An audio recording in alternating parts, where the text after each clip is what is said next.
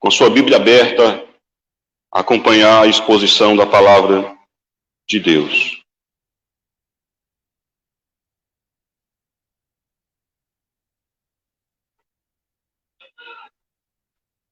Diz assim, irmãos, a palavra do Senhor. Ageu é um livro pequeno e deixa eu situar melhor aí para os irmãos, fica logo depois de Sofonias e antes de Zacarias, está entre os profetas menores.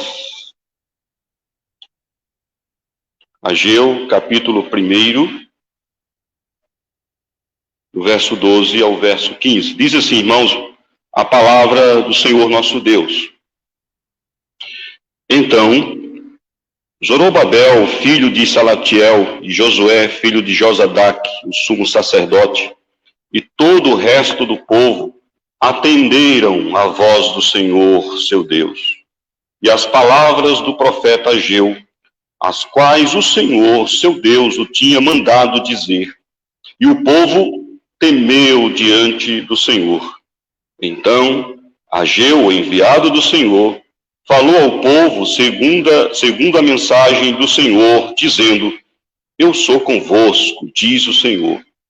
O Senhor despertou o espírito de Zorobabel, filho de Salatiel, governador de Judá, e o espírito de Josué, filho de Josadac, o sumo sacerdote, e o espírito do resto de todo o povo. Eles vieram e se puseram ao trabalho na casa do Senhor dos Exércitos, seu Deus, ao 24º dia do 6º mês. Somente aqui a leitura da palavra de Deus. Como falei, mantenha a sua Bíblia aberta. E mais uma vez orado, então, vamos para a exposição, a explicação da palavra de Deus. Meus irmãos, ao longo da caminhada cristã, é possível que nós, uma vez ou outra, venhamos passar por um esfriamento em nossa fé. É possível que nós venhamos oscilar em nossa fé. E geralmente isso ocorre porque nós não fazemos o devido uso dos meios de graça. Nós negligenciamos muitas vezes a oração, a leitura bíblica devocional. Vamos paulatinamente substituindo essas coisas transitórias de menor importância e que vai afetando a nossa vida de maneira tal que nessa fraqueza e nessa apatia espiritual que se instala diante de nós, muitas vezes chegamos até mesmo a questionar a nossa fé no Senhor Jesus. Será que realmente eu sou um crente? Será que realmente eu sou um servo, uma serva do Senhor? Meus irmãos, quando isso ocorre, quando essa apatia se instaura em nosso coração, o que nós devemos fazer aqui é buscar o Senhor urgentemente. Nós devemos recorrer ao Senhor a fim de que Ele nos reavive, a fim de que Ele restaure a nossa vida, a fim de que Ele reacenda a chama do primeiro amor, de maneira que nós possamos servir ao Senhor com aquela alegria, com aquele regozijo, com aquela vontade e motivação que é própria daqueles que foram regenerados pelo Senhor Jesus. Somente através, então, da palavra de Deus, com o auxílio do Espírito Santo, com a busca incessante, nós teremos a nossa vida restaurada, o ardor do primeiro amor restabelecido. Meus amados irmãos, era isso que estava acontecendo nos dias do profeta Ageu. Nós ouvimos a mensagem do domingo anterior e fomos informados que a audiência de Ageu era aquele povo que havia voltado do cativeiro babilônico depois de 70 anos de escravidão. O profeta Jeremias já havia predito isso e já havia dito também que depois desse período eles seriam libertados, eles seriam libertos e voltariam para as suas terras. E sob o comando e o governo, sob a liderança, melhor dizendo, de Josadac, o governador, da linhagem de Davi, e o sumo sacerdote Josué, juntamente com várias outras pessoas, portanto cerca de 50 mil pessoas, regressaram para suas terras, para Jerusalém, para reedificar o templo, para erguer os muros da cidade, também sob o comando de Esdras e Neemias. E esse povo, então, com alegria, com regozijo pelo fato do Senhor, por meio do imperador da época, Ciro, ter libertado eles com regozijo, então, lançam os fundamentos do templo, e ali há uma alegria imensa diante do Senhor, se regozijando pelo fato deles agora poderem ler a lei de Deus no templo, pelo fato deles poderem sacrificar ao Senhor pelos seus pecados, e por estarem na presença do Senhor. Só que nesse tempo em que eles estão reedificando o templo, surgem vários inimigos, os samaritanos que já estavam ali ocupando aquela terra, e esses samaritanos conspiram contra eles de maneira tal que a obra acaba parando por decreto de um novo rei que havia se erguido no trono do império. E o tempo foi passando, e o povo foi esfriando, o povo foi ficando apático. Já era tempo de voltar e dar continuidade à obra, à construção do templo, mas o povo já não tinha mais ânimo. O povo já não tinha mais aquele vigor espiritual. O povo já havia se acostumado a viver nessa frieza, de não mais se interessar pelas coisas do Senhor, já não ter mais vontade de estar, de atender a santa convocação e comparecer nos dias de festa para sacrificar o Senhor pelos seus pecados e para bendizer o Senhor, já não tinham mais ânimo para entregar as suas contribuições. Mas eles não faltava ânimo para eles correrem atrás das suas próprias coisas. Não faltava motivação para eles acordarem cedo e saírem para os seus trabalhos e realizarem suas tarefas e procurarem o seu bem-estar. Mas para as coisas do Senhor, já lhe faltava ânimo, já não tinha vigor. Foi então, meus amados irmãos, que Deus, por meio do profeta Ageu, fala novamente à sua igreja, fala novamente ao seu povo, porque já havia uns anos que Deus já não levantava mais um profeta. Os últimos profetas a falarem foi já ainda no exílio com Ezequiel e também com Daniel, mas depois disso não havia mais voz profética. Mas Deus, como Ele se importa com o seu povo, Ele tem uma aliança com o seu povo, com a sua igreja. Ele não deixa a sua igreja sem a sua palavra. De maneira que Ele levanta o profeta Ageu e, diante dessa letargia, dessa apatia espiritual, desse fastio espiritual, o profeta do Senhor exorta a igreja do Senhor fortemente, colocando em xeque a sua prioridade. Confronta eles, confronta o povo em seus pecados. E o objetivo do Senhor, meus irmãos, era reavivar a sua igreja que estava apática. Era restaurar o povo que já não tinha mais alegria no espírito de servir ao Senhor. Então, Ageu, inspirado pelo Espírito Santo de Deus, fala a este povo. E este povo, por causa da palavra de Deus, pela presença do Senhor confirmada no meio deles, e pelo despertamento do Senhor para a realização da sua obra, aquele povo é avivado, aquele povo é restaurado. Portanto, o tema que eu vos proclamo, meus irmãos, nesta manhã e neste culto, é Deus reaviva o seu povo. Deus reaviva o seu povo. E Deus reaviva o seu povo através ou mediante a sua palavra. Deus reaviva o seu povo confirmando a sua presença encorajadora. E em terceiro lugar, nós veremos que Deus reaviva o seu povo, despertando para realizar a sua obra. Vejamos então, meus amados irmãos, a reação, aqui esse texto fala da reação do povo diante da palavra de Deus. Deus reaviva seu povo mediante a sua palavra. Meus irmãos, muito se ouve falar em avivamento ou em reavivamento. E os reavivamentos modernos, que hoje, obviamente, hoje se fala, é um avivamento que não tem nada a ver com aquilo que as Escrituras nos apresentam. Nós vemos o reavivamento, meus amados irmãos, e que a palavra no hebraico significa cortar, limpar, e a ideia é corrigir, é trazer de volta, é reparar, tirar as escórias. Esse é o significado de avivamento ou reavivamento. Reavivamento porque estamos lidando com um povo que já foi regenerado, e, portanto, reavivamento. A ideia é, de fato, limpar, é purificar, é tirar as escórias, o lixo que foi acumulado pelo fato de não estarem buscando ao Senhor.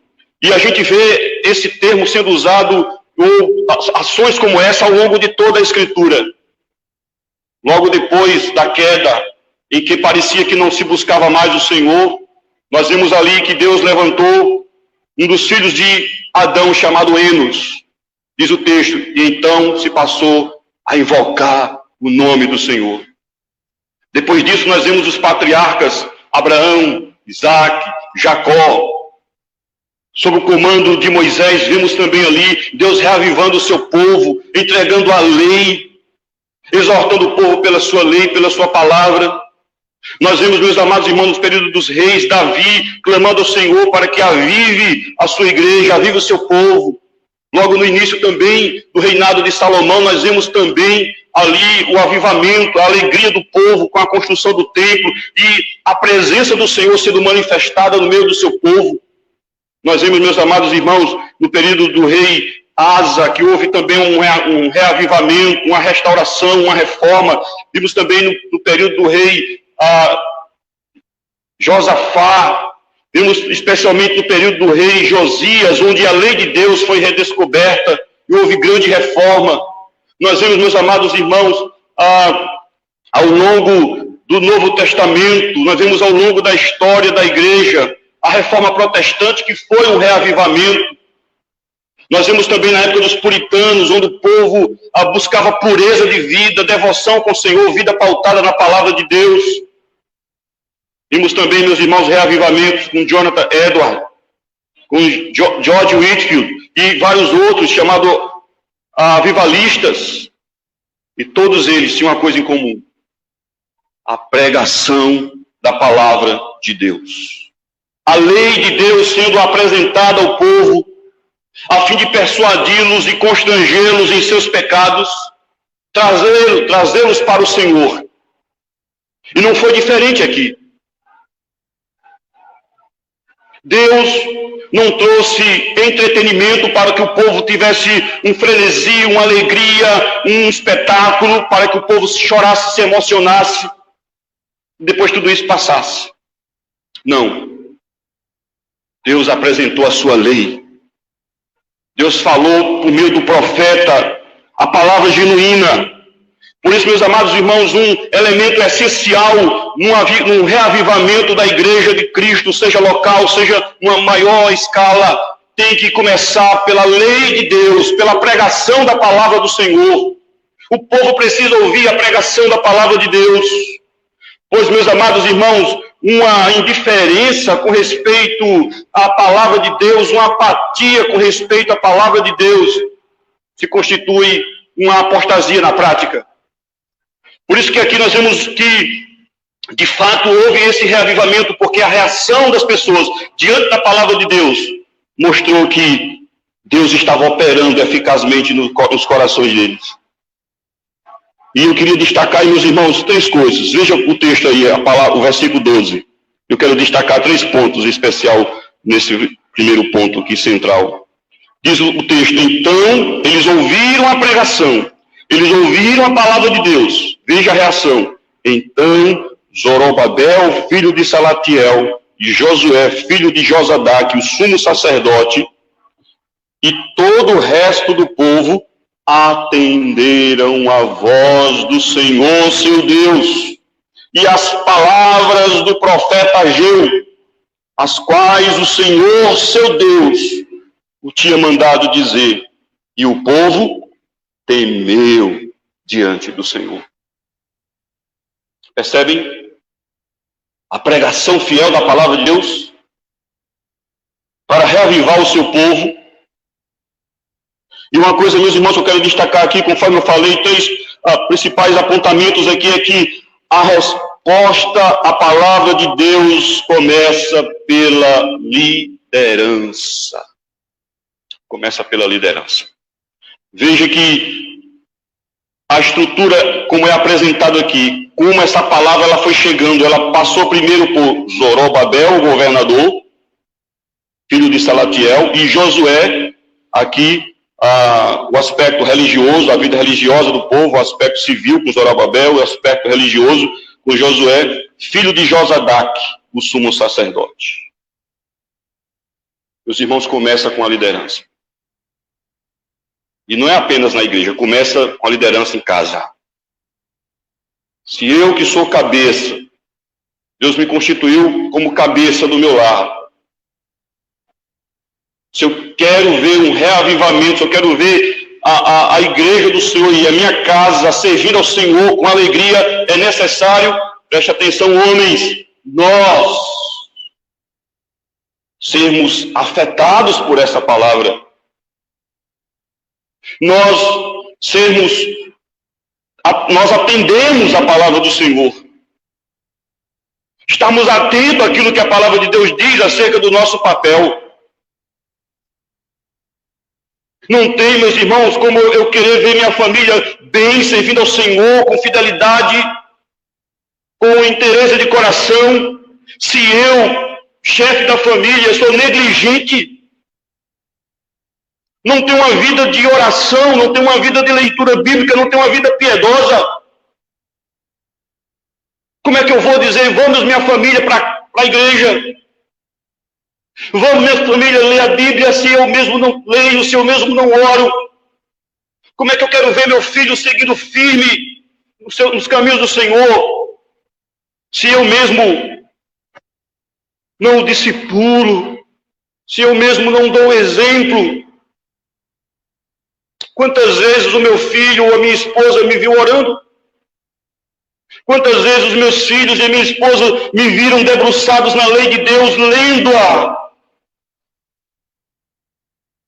Para nós refletirmos.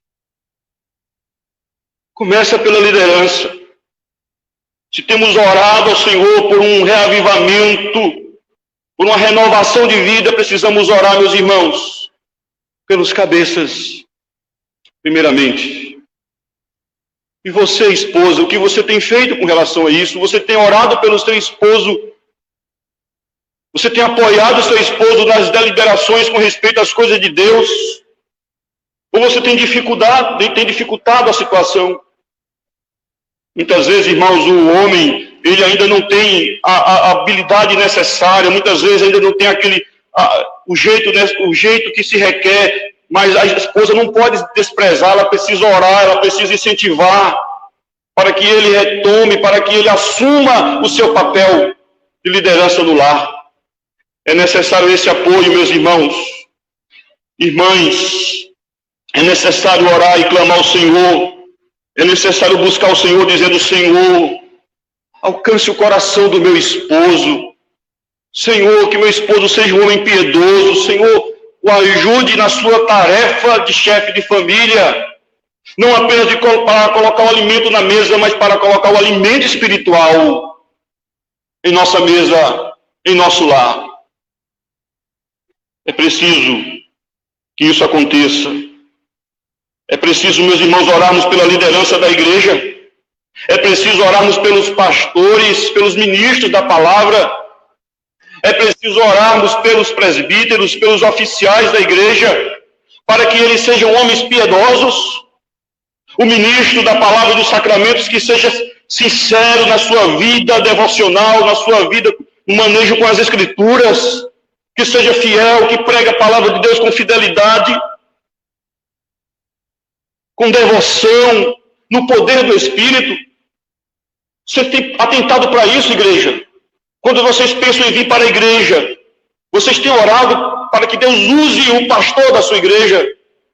Você tem orado para que o Senhor conceda a ele a graça, para que ele tenha se aprofundado na palavra de Deus, para que ele realmente possa apresentar e entregar à igreja uma mensagem genuína, vindo da parte do Senhor? É preciso orar por isso. Ore pelo seu presbítero, pelo diácono, para que tenhamos uma liderança piedosa. Porque é por meio de uma liderança piedosa, irmãos, que nós veremos o Senhor agindo também, mas não apenas a liderança, meus irmãos, no lar e na igreja, mas também a todos os irmãos individualmente, pois o texto diz que todo o resto do povo, Cada membro individualmente tem o dever de atender à voz do Senhor. Atender à voz do Senhor. Eu pergunto, quantos dias a mensagem que você ouve no domingo você consegue refletir e guardar no seu coração durante a semana? Quanto tempo leva? Aquilo que você ouve aqui na igreja, quanto tempo passa no seu coração essa mensagem? Se ela evapora rapidamente, é um sinal que você não tem atendido a palavra de Deus. Não tem atendido. Não tem ouvido a palavra de Deus com a devida atenção. Não tem refletido nela. Não tem buscado, à luz daquilo que você tem ouvido, avaliar os seus pecados, as suas falhas, naquilo que você precisa melhorar na sua vida, naquilo que você precisa mudar diante do Senhor.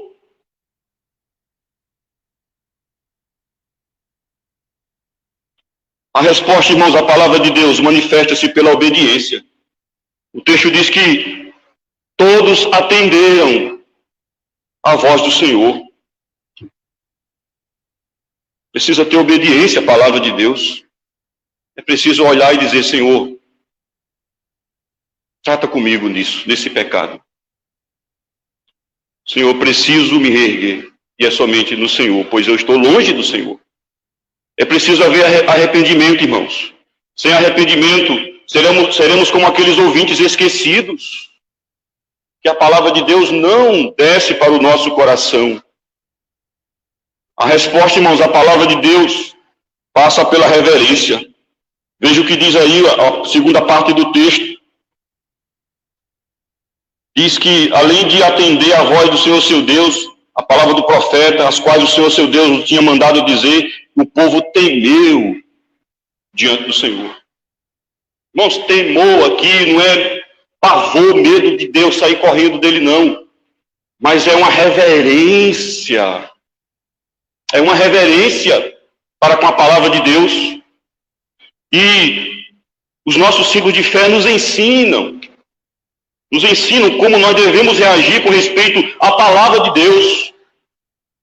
A pergunta 160 pergunta dessa maneira, o que é exigido dos que ouvem a palavra pregada?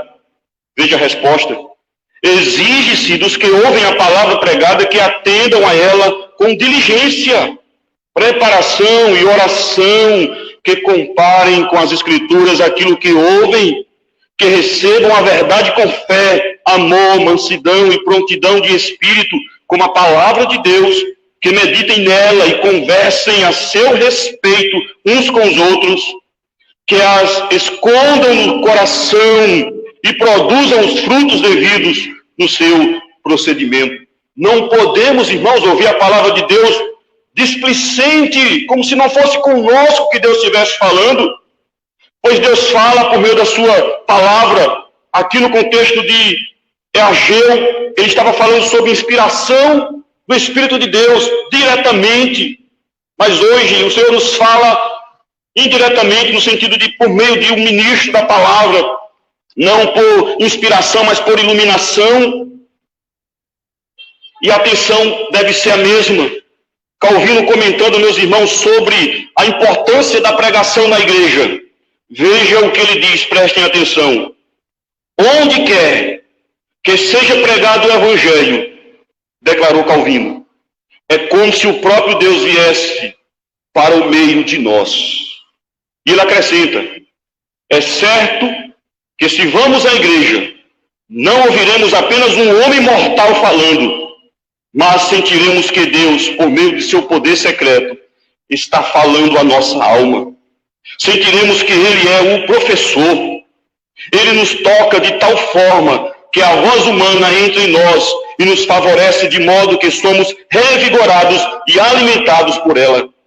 Deus nos chama para si como se estivesse falando por sua própria boca e pudéssemos vê-lo ali em pessoa.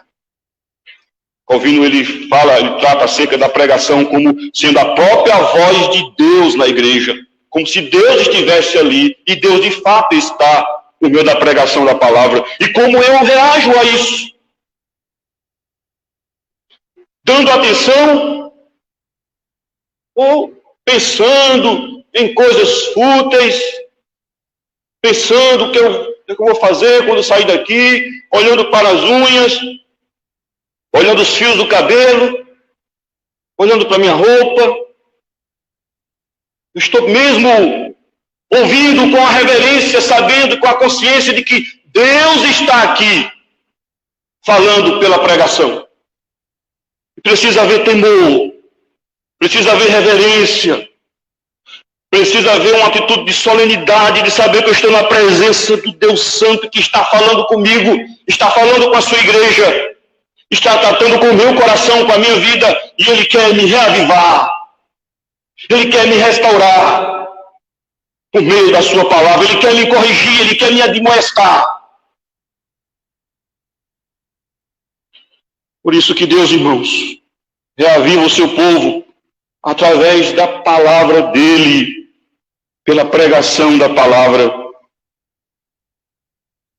Pois onde há temor de Deus, a vida, onde não há temor de Deus, a vida espiritual é decadente, mas o contrário também é verdadeiro. Onde há temor de Deus, a vida espiritual é revigorante, traz vida, nos motiva a viver uma vida piedosa diante do Senhor. Mas em segundo lugar, irmãos, Deus reaviva seu povo, confirmando sua presença encorajadora. Meus irmãos, é interessante aqui a maneira como o texto se apresenta diante de nós, porque nós vemos aqui Deus mostrando claramente que, por meio do profeta, que ele estava presente no meio do seu povo. Mas antes, com a situação de desinteresse do povo para com ele, veja como a estrutura do texto apresenta a relação de Deus com este povo. Versículo 2 do capítulo 1. Assim fala o Senhor dos Exércitos, este povo diz. Este povo, a ideia aqui, segundo os comentaristas, é que esse povo havia quebrado a sua comunhão com o Senhor, de maneira que eles não estavam reagindo como povo de Deus. Por causa das suas prioridades invertidas. Então, é tratado este povo, agora, com a reação de obediência, arrependimento e temor para com a palavra de Deus. Este povo agora é chamado de povo de Deus. Seu povo. Primeiro, quando diz que o povo atendeu a voz do Senhor, seu Deus. Aí, mais uma vez, seu Deus o tinha mandado dizer. No versículo 13, então, o Senhor confirma a sua presença com esse povo que atende a sua palavra, quando diz, então, Ageu, o enviado do Senhor, falou ao povo, segundo a mensagem do Senhor, dizendo, eu sou convosco, diz o Senhor. Irmãos, quando a gente atende a palavra de Deus com temor, com reverência, com obediência e arrependimento, Deus manifesta a sua presença graciosa no meio do seu povo, na vida da sua igreja. Isso não significa dizer que Deus está ausente em outras situações. Mas às vezes, e aqui a ideia é a presença, é Deus confirmando, é Deus encorajando, é Deus dizendo, sim, eu apoio isso, eu apoio a atitude de vocês de arrependimento de pecado, eu apoio a decisão de vocês de temer o meu nome, eu apoio a decisão de vocês de ter uma atitude de reverência para comigo, e em resposta a isso, eu vou encher a sua vida com a minha presença. Eu vou transbordar a sua vida com o meu Santo Espírito. Isso não é coisa, irmãos, para pentecostal, não. É coisa para crente se encher da presença de Deus. É coisa para gente que atende a voz de Deus e é uma pessoa que é tomada pelo Espírito Santo de Deus, cheia de Deus. E uma dessas reações de que é cheio de Deus é atender a voz do Senhor. É temê-lo, é considerá-lo. Isaías aqui, meus amados irmãos, ele certamente está fazendo, Isaías, Ageu, está fazendo a alusão às palavras de Jeremias, no capítulo 43, quando o Senhor confirma a presença dele no meio do povo. É como, conforme o versículo 5 lá de Isaías 43, não temais, ou não temas, porque sou contigo. Meu irmão, você vai resolver obedecer a palavra de Deus, você vai resolver viver uma vida diferente da qual você viveu até aqui, você não vai mais ter uma vida negligente para com as coisas do Senhor. Saiba que o Senhor encorajará você com a sua presença. Você terá o Senhor lhe fortalecendo, porque sozinho, de fato, ninguém consegue isso. É pela graça, pelo poder do Senhor. Portanto, irmãos, o problema do povo não era a presença dos inimigos, nem a enormidade dos problemas, dos obstáculos. O problema do povo era a ausência de Deus.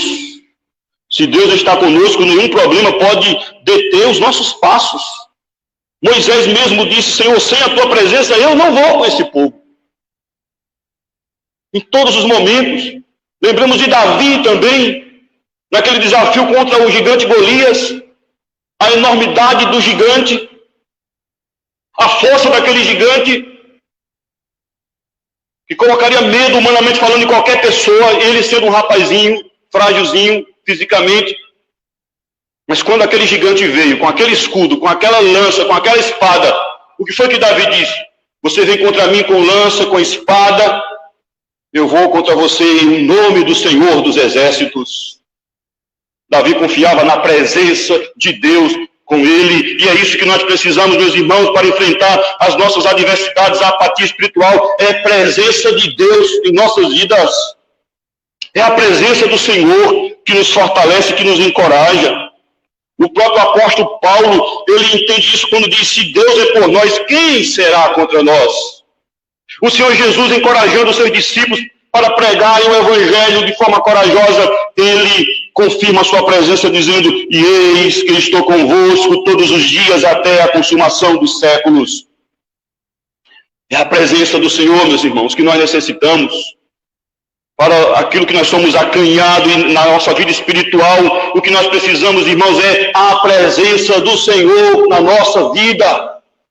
Era isso que esse povo precisava, era isso que nós precisamos para, de fato, termos uma vida piedosa, avivada diante do Senhor, nosso Deus. Mas em terceiro, irmãos, e último lugar, Deus reaviva seu povo, despertando para realizar a sua obra. Veja nos versículos 14 e 15. O Senhor despertou o espírito de Zorobabel, filho de Salatiel, governador de Judá, e o espírito de Josué, filho de Josadaque, o sumo sacerdote, e o espírito do resto de todo o povo. Eles vieram e se puseram ao trabalho na casa do Senhor dos Exércitos, seu Deus, ao 24º dia do 6º mês. Meus irmãos, o povo despertado por Deus é um povo dinâmico e operoso. Onde falta entusiasmo e motivação, há acomodação espiritual e cada um começa a correr atrás apenas de seus interesses. Segundo Hernando Dias Lopes, ele diz que hoje, infelizmente, cerca de 20% dos membros realizam a obra enquanto os demais assistem. Precisamos entender que somos um corpo no qual cada membro tem sua função. Somos uma família na qual cada um exerce o seu papel. Somos um exército onde cada soldado tem o seu campo de luta. Somos construtores do santuário de Deus, no qual cada um deve trabalhar com zelo e alegria. Às vezes bate essa acomodação, não é verdade? Às vezes a gente acha que só o pastor deve fazer tudo. O pastor deve abrir igreja, deve pregar, deve, que de fato isso é uma função do pastor, mas além destas, deve fazer os reparos na telha, a biqueira, consertar o banco. O pastor deve pensar numa receita para fazer uma feijoada para um almoço coletivo. O pastor tem que estar nas reuniões para decidir essas coisas. Ele deve estar em todo lugar. Afinal, ele recebe, né? É o único que recebe para isso. Isso não está correto. Isso não está certo. No corpo de Cristo há muitos membros. E cada um pode cooperar para o crescimento deste corpo. Muitos querem um púlpito. Às vezes existem brigas em igrejas porque querem o púlpito. Púlpito é para o ministro. A pregação da palavra de Deus é para o ministro, devidamente ordenado. Mas no corpo de Cristo existem muitas coisas que podem ser feitas. Mulheres, existem muitas coisas que podem ser feitas na igreja local. Jovens, tem muitas coisas que podem ser feitas, realizadas, e que precisam de você. Onde estão os encontros de orações das mulheres? Onde estão os encontros de orações dos homens? Muita coisa pode ser feita. Para nós fazermos essa transmissão, precisamos que alguém esteja empenhado para fazer isso. Isso não é menos devocional do que estar falando. Não. Eu tenho algum dom e algum talento, eu quero usar isso para o Senhor, eu quero servir ao Senhor com esse dom, eu quero servir a igreja com esse talento, eu quero contribuir. Muitas coisas precisam serem feitas, muitas vezes eu fico com Neres, como é que a gente vai fazer isso sem condições, sem dinheiro? E a coisa que a gente mais diz, vamos orar. Vamos orar. Mas será que não falta mais empenho? Será que não falta mais alguém disposto a dizer, eu estou aqui para ajudar. Eu estou aqui para ser um cooperador naquilo que me colocar para ser. E às vezes não acontece porque há abatimento espiritual, há apatia espiritual. Não é só falta de tempo, não, meus irmãos. Porque quando a gente está cheio do Espírito de Deus, quando nós estamos cheios da palavra de Deus, nós sabemos, nós encontramos tempo e Deus abençoa. O nosso tempo vai ser de qualidade. Eu posso fazer alguma coisa. Irmãos, quando eu decidi vir para essa igreja, não foi simplesmente para passar uma temporada e dizer, não, vou passar um tempo, depois vou ver para onde. Não, eu vim para cá porque eu tenho o desejo de ver essa igreja prosperando em todas as áreas, me unindo a vocês. Essa igreja é uma igreja sadia, com respeito à doutrina. Tem tudo para dar certo. Tem tudo para avançarmos. Mas a gente precisa orar, precisamos nos colocar à disposição para sermos um construtor, para sermos alguém que venhamos, de fato, estarmos ao dispor do Senhor para realizar e para somarmos forças. Mas a realidade, irmãos, é que às vezes até muitos têm até dificuldade de entregar até mesmo os seus dízimos. Negligenciam. Mas exigem que tenha isso, tenha aquilo. A contribuição também faz parte de uma vida avivada. Faz parte. É porque eu sei que a palavra de Deus, o Evangelho é pregado, e eu quero que continue com as portas abertas, eu contribuo. Eu contribuo com algum pouco que eu tenho, porque eu sei que a palavra de Deus está sendo anunciada. Vidas estão sendo alcançadas e transformadas. Eu contribuo porque Deus tem me abençoado, tem me dado o pão de cada dia, mesmo em meio às dificuldades e às muitas situações. O avivamento também, meus irmãos, alcança o nosso bolso. Um avivamento que não alcança o nosso bolso, irmãos, devemos suspeitar. Pois a Bíblia mostra como deve ser voluntário. A gente vê em Atos dos Apóstolos como aqueles cristãos eram voluntários.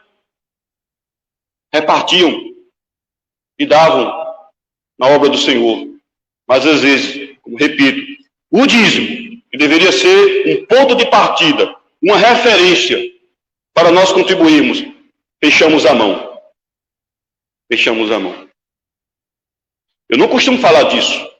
Mas eu não posso deixar de falar disso, porque isso também faz parte da vida prática da igreja. Isso faz parte. Eu não gosto de falar dessas coisas, contribuições, Mas a Bíblia nos mostra, nos adverte, e o contexto aqui apresenta isso, que o povo estava com dificuldade, irmãos, de investir nas coisas do Senhor. E cada um procurava o seu próprio interesse. Por isso que se aplica a nós também, está dentro do contexto também.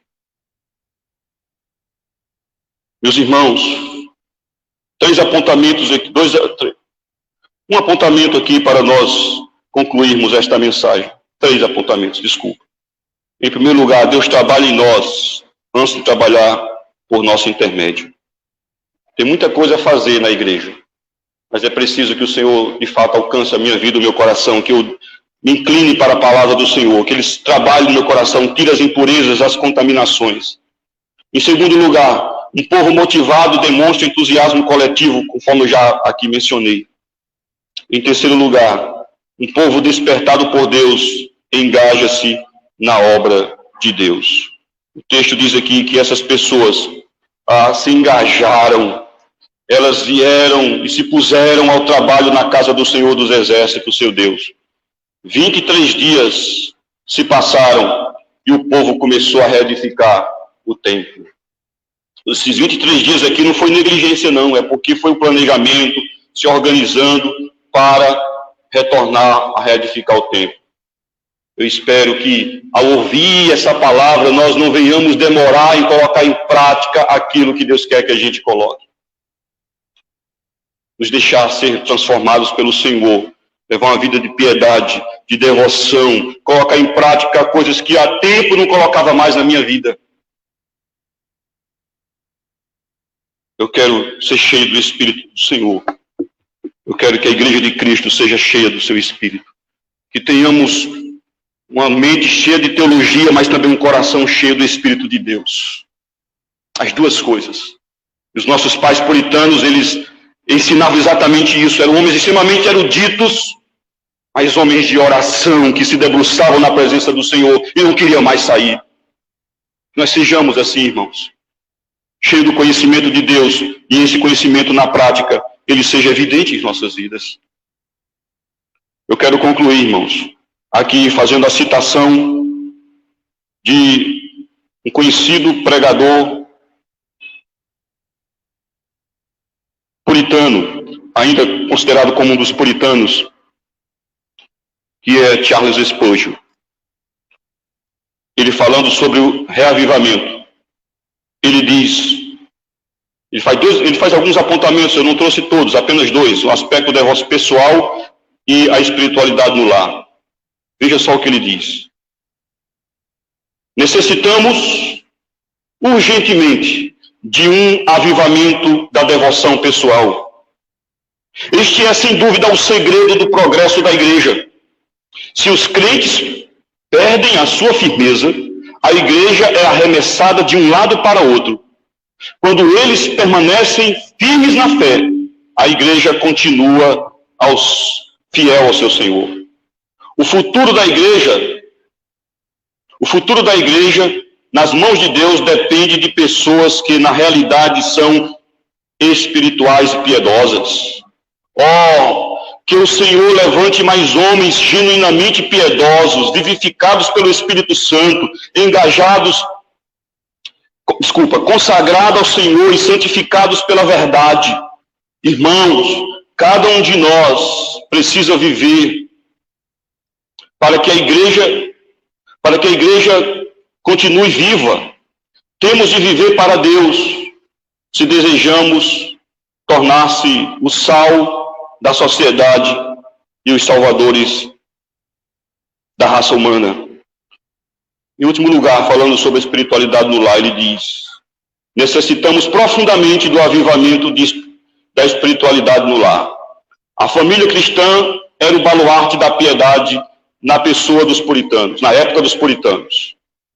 Mas, nesses dias maus, centenas de famílias chamadas cristãs não realizam adoração no lar, não estabelecem restrições, nem ministram qualquer disciplina e ensino aos seus filhos. Como podemos esperar que o reino de Deus prospere quando os discípulos de Cristo não ensinam o evangelho aos seus próprios filhos? Homens e mulheres crentes, sejam cuidadosos Sejam cuidadosos naquilo que fazem, sabem e ensinam. Suas famílias devem ser treinadas no temor do Senhor.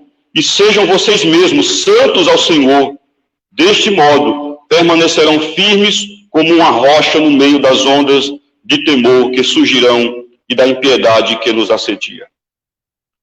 Meus irmãos, que esta seja a nossa disposição. Nós possamos ser santos diante do Senhor. Que nós possamos viver uma vida piedosa diante do Senhor. Que o Senhor, em sua misericórdia e sua graça, por meio da sua palavra, Ele reavive os nossos corações. Que o Senhor, em sua misericórdia, Ele confirme sua presença graciosa nos nossos corações, enchendo as nossas vidas do seu Espírito Santo. E que o Senhor nos desperte para realizar a sua obra. Dobre os seus joelhos, coloque-se diante do Senhor e pergunte a Deus: Senhor, o que eu posso fazer para cooperar com o teu reino? Me dê um dom e um talento, Senhor, para que eu sirva e dedique ao Senhor, na tua casa, na tua obra, porque eu quero ser participante dessa obra ativamente. Que o Senhor avive a sua igreja, irmãos. Que o Senhor reavive o seu povo. Oremos.